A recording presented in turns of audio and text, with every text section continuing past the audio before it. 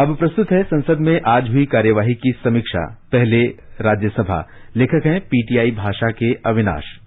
राज्यसभा में आज भी विभिन्न मुद्दों को लेकर विपक्षी सदस्यों ने हंगामा किया, जिससे सदन की कार्यवाही कुछ समय के लिए बाधित रही।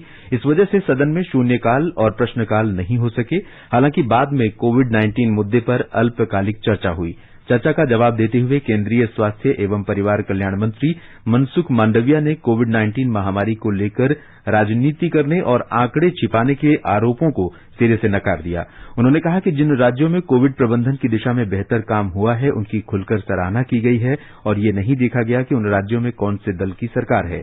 मांडविया ने कहा कि कोविड महामारी के चर्चा में ज्यादातर सदस्यों ने जो अच्छा हुआ उसका श्रेय अपने राज्य की सरकार को दिया, लेकिन अगर अच्छा नहीं हुआ तो उसके लिए केंद्र को जिम्मेदार ठहराने का प्रयास किया। सरकार में सबकी मिलीजुली जिम्मेदारी होती है। उन्होंने कहा कि प्रधानमंत्री नरेंद्र मोदी ने खुद उन राज्यों की सराहना की जहां बेहतरीन काम हुआ है। प्रधानमंत्री ने कहा है कि इसमें किसी तरह की राजनीति नहीं होनी चाहिए। 130 करोड़ जनता जब एक साथ संकल्प करेगी कि हमें महामारी की तीसरी लहर को नहीं आने देना है, तो क्या वो लहर आ पाएगी? उन्होंने कहा कि देश की 2 टीका निर्माता कंपनियां बच्चों के लिए कोविड रोधी टीकों का परीक्षण कर रही हैं। मांडविया ने साथ में ये आश्वासन भी दिया कि कोरोना वायरस महामारी की पहली और दूसरी लहर के आंकड़ों को देखते हुए बच्चों को लेकर अधिक चिंता करने की जरूरत नहीं है। फिर भी सरकार इस मामले में पूरी तैयारियां कर रही है। चर्चा के दौरान विपक्षी दलों के नेताओं ने केंद्र पर कोविड संबंधी आंकड़े छिपाने का आरोप लगाते हुए दावा किया कि महामारी के प्रबंधन में सरकार पूरी तरह विफल रही है। हालांकि सत्ता पक्ष ने कहा कि देश की अर्थव्यवस्था की पुख्ता नींव और कई पहलों की वजह से इस महामारी के दौर में देश मजबूती से खड़ा रहा।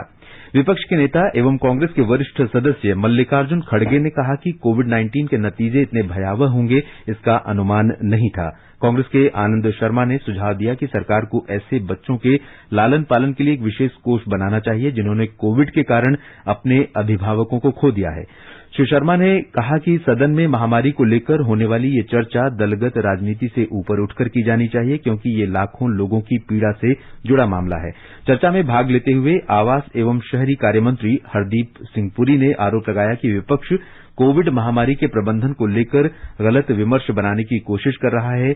उन्होंने कहा कि सरकार पर आरोप लगाए गए कि कोरोना के शुरुआती मामले सामने आने के बाद उसने बीमारी पर काबू पाने के लिए कुछ नहीं किया। उन्होंने विपक्षी नेताओं पर गलत बयानी करने का आरोप लगाते हुए कहा कि उन्हें पहले तथ्यों की जांच कर लेनी चाहिए। मनोनीत सदस्य स्वपन दास गुप्ता ने कहा कि इस बीमारी से निपटने में राज्यों की भूमिका सर्वोपरि है। बीजू जनता दल के अमर पटनायक ने कहा कि करीब 100 साल बाद ऐसी भयानक स्थिति आई जिसके लिए न तो केंद्र और न ही राज्य तैयार थे। उन्होंने कहा कि इस बीमारी के बारे में बहुत जानकारी भी नहीं थी। भाकपा के विनय विश्वम ने भी सरकार पर तीखा हमला बोला। वहीं भाजपा के अनिल जैन ने बीमारी से बचने के लिए टीकाकरण को महत्वपूर्ण बताया। केंद्रीय सामाजिक न्याय एवं अधिकारिता राज्य मंत्री रामदास आठवले ने कहा कि कोरोना से गांव-गांव के लोग भी परेशान हैं। उन्होंने कहा कि इस बीमारी को लेकर राजनीति नहीं करनी चाहिए और सबको मिलकर इसका मुकाबला करना चाहिए।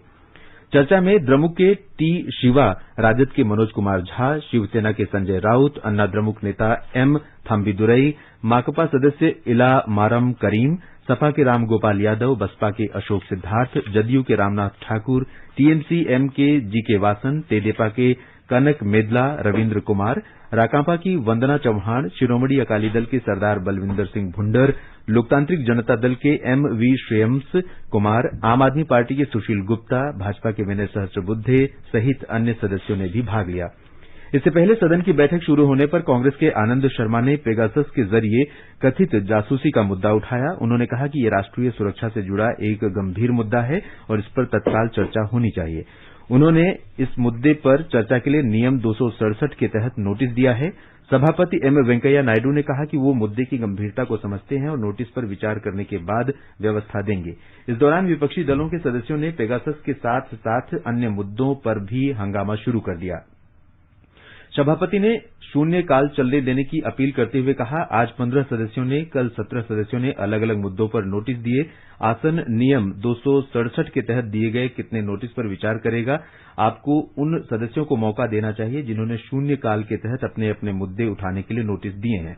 उन्होंने सदस्यों से शून्यकाल चलने देने की अपील की, लेकिन सदन में व्यवस्था बनते न देख उन्होंने बैठक शुरू होने के करीब 5 मिनट के अंदर ही कार्यवाही दोपहर 12 बजे तक ये कहते हुए स्थगित कर दी कि कुछ लोग नहीं चाहते कि सदन चले। एक बार के स्थगन के बाद दोपहर 12 बजे बैठक शुरू होने पर भी सदन में हंगामा जारी रहा और कांग्रेस तथा तृणमूल कांग्रेस सहित अन्य विपक्षी दलों ने नारेबाजी शुरू कर दी। उप सभापति हरिवंश ने हंगामे के बीच ही कहा कि सभापति के साथ विभिन्न दलों के नेताओं की बैठक में सहमति बनी है कि 1 बजे से कोरोना महामारी पर चर्चा की जाएगी। इसके बाद उन्होंने सदन की कार्यवाही 1 बजे तक के लिए स्थगित कर दी। 2 बार के स्थगन के बाद दोपहर 1 बजे सदन की कार्यवाही आरंभ होने पर उपसभापति हरिवंश ने देश में कोरोना महामारी का प्रबंधन, टीकाकरण कार्यान्वयन और संभावित तीसरी लहर को देखते हुए नीति और चुनौतियों पर चर्चा के लिए विपक्ष के नेता मल्लिकार्जुन खड़गे का नाम पुकारा। इसी दौरान आंध्र प्रदेश को विशेष राज्य का दर्जा दिए जाने की मांग को लेकर वाईएसआर कांग्रेस के सदस्यों के हंगामे के कारण कार्यवाही 15 मिनट के लिए स्थगित करनी पड़ी। और अब सुनिए लोकसभा में हुई कार्यवाही की समीक्षा। लेखक हैं पीटीआई भाषा के वैभव माहेश्वरी। लोकसभा में आज विपक्षी सदस्यों ने महंगाई और तथाकथित पेगासस जासूसी मामले सहित विभिन्न विषयों पर आसन के समीप आकर नारेबाजी की और उनके हंगामे के कारण सदन की बैठक 2 बार स्थगन के बाद दिन भर के लिए स्थगित कर दी गई। सुबह 11 बजे सदन की बैठक शुरू होने पर प्रश्नकाल के दौरान विपक्षी सदस्य हाथों में तख्तियां लेकर आसन के समीप आ गए और नारेबाजी करने लगे। हंगामे के बीच ही कृषि राज्य मंत्री कैलाश चौधरी ने भाजपा सदस्य जसकौर मीणा के पूरक प्रश्न का उत्तर दिया। अध्यक्ष ओम बिड़ला ने प्रदर्शन कर रहे विपक्षी सदस्यों से कहा कि सदन में तख्तियां लाना नियम प्रक्रिया की तरह उचित नहीं है। उन्होंने कहा कि सरकार ने कल कहा था कि वो हर विषय पर जवाब देने को तैयार है। उन्होंने नारेबाजी कर रहे सदस्यों से कहा कि वे अपने स्थान पर जाकर बैठें और जिन मुद्दों पर भी चर्चा करना चाहते हैं सरकार उसके लिए तैयार है। ओम बिड़ला ने कहा कि सरकार हर विषय पर चर्चा की प्रतिबद्धता व्यक्त कर चुकी है, तो फिर विपक्ष नारेबाजी क्यों कर रहा है, ये उचित नहीं है। जिस विषय पर चर्चा चाहते हैं उसके लिए नोटिस दें। हालांकि विपक्षी सदस्यों का हंगामा जारी रहा और अध्यक्ष ने 11:05 में बैठक को दोपहर 2 बजे तक के लिए स्थगित कर दिया। सदन की बैठक पुनः शुरू हुई तो विपक्षी सदस्यों की नारेबाजी पहले की तरह जारी रही। पीठासीन सभापति किरीट सोलंकी ने प्रदर्शन कर रहे सदस्यों से अपने स्थान पर जाने का और कार्यवाही चलने देने का आग्रह किया। उन्होंने हंगामे के बीच ही आवश्यक दस्तावेज सदन के पटल पर रखवाए।